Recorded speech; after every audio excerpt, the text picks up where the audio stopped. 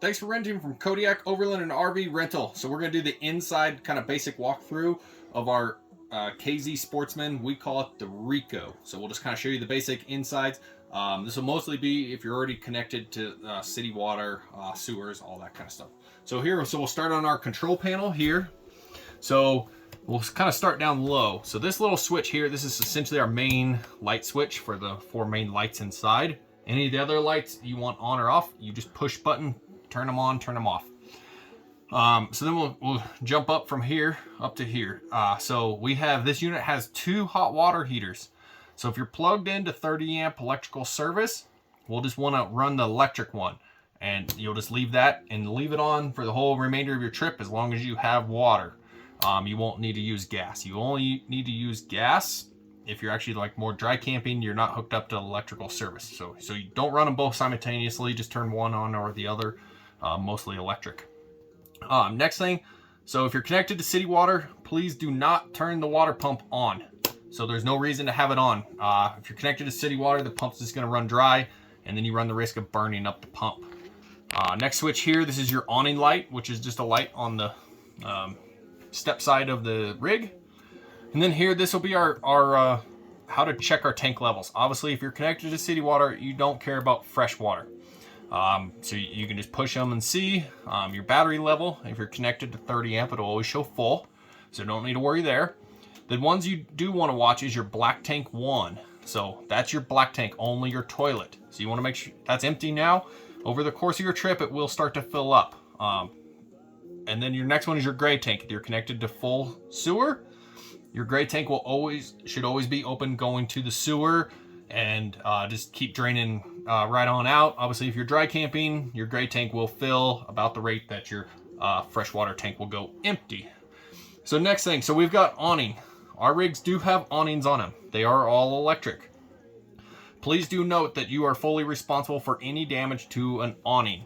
So if the awning is ripped off by wind, anything like that, the renter is has to pay 100% of the cost. Insurance does not cover awning damage. So please, if you want to use the awning, only use it when it's not windy and you're sitting right outside in front of the awning. If you walk away to go throw a bag of trash away, please put it away. Do not leave it out, when you're going to hike, anything like that, because you are responsible and they do get expensive. So to do that, it's essentially extend and retract, and they go in and out. So pretty quick and easy.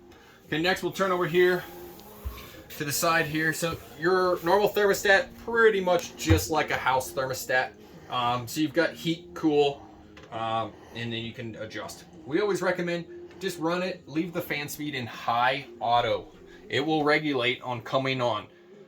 So don't turn it down to low. The AC won't cool as good. So just, heat, on, off, cool, heat. So there, you should be good. You got coffee maker up here, your normal Bluetooth radio. Just make sure it's on what zone. You got a zone inside and outside. So if you don't really hear it much in here, but you go outside and it's really loud, double check that. So then next, as we come through, so all your main basic kitchen cookware, kind of cleaning supplies, all kind of throughout all these cabinets here. So pretty simple. So next for your stove, these are blue now, you can obviously turn the light off. This is a glass countertop extension. It is not a glass cooktop, so please do not cook on it. It will shatter the glass. So fold it all the way back. And then to turn it on, if any of these are red, you are pumping propane into the RV on the stove. So if you bump one and you see it red, you might want to double check that. So you essentially turn it on, and then you've got your igniter here to any of the burners. It just goes all the way around. If you want to do the oven, there is no pilot light pre-lit. So you'll essentially push and hold for here about 1 minute, and then same thing, turn your igniter, and then down underneath in the oven, you'll see a little burn chamber, and that'll be on, and then get your pilot light lit, and then you can turn your oven on to whatever temperature you want. So microwaves in any wall outlets, 120 volt outlets, those will only work if you're plugged into house power, shore power, 30 amp service. Then you can use that. They do not run off the battery if you're dry camping. So next, your fridge is 12 volt powered fridge, so it does run off the battery or power coming in. You just have little handle locks here, so just obviously make sure you shut it all the way. It does up in the very top. You can see here, there's a little dial. That's normally where we set it. You can kind of adjust. They do take a little while. They're not quite like your house, so they do take a little while to cool. Smoke detector up here, and then back on the AC too. This AC is ducted, so it's going to blow it all the way throughout. If you get back and it's really hot and you want AC just to drop right on you in here, you can open these little vents. So open them, all the AC will drop right into here. Otherwise, leave them ducted, it'll cool the whole trailer. Smoke detector here. Obviously your TV only work connected to shore power, 30 amp service. It'll work. There's remotes in there, everything like that. This table also as well, you can lift it straight up, pull the two legs out. The table kind of slides in. There's a little groove and it slides in, and you can kind of move the cushions around, and then the table will be set if you want to make this to a bed, or you have the other couch to make into a bed as well. So then we'll move down. Obviously you got a fuse panel here. You shouldn't really need to ever do anything there. So next, just your bathroom, your toilet. Please, we do have signs in there too.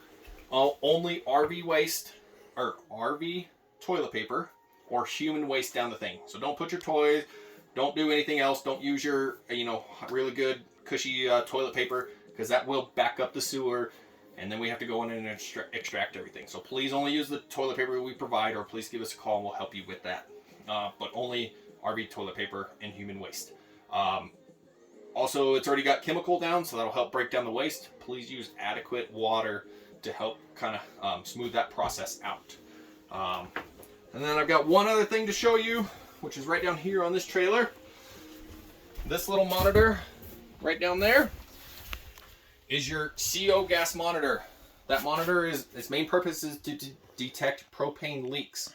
So obviously if it goes off, make sure that you don't smell propane. If you do, obviously get out of the trailer and turn off the propane in the front of the trailer and figure out why it's going on. Give us a call.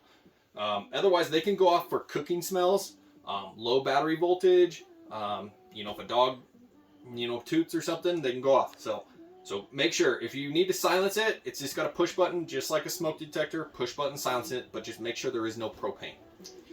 So I think that's it. If you guys have any questions, please just give us a call, 970-946-8882, and we'll be happy to help you out, and we'll see you out on the road.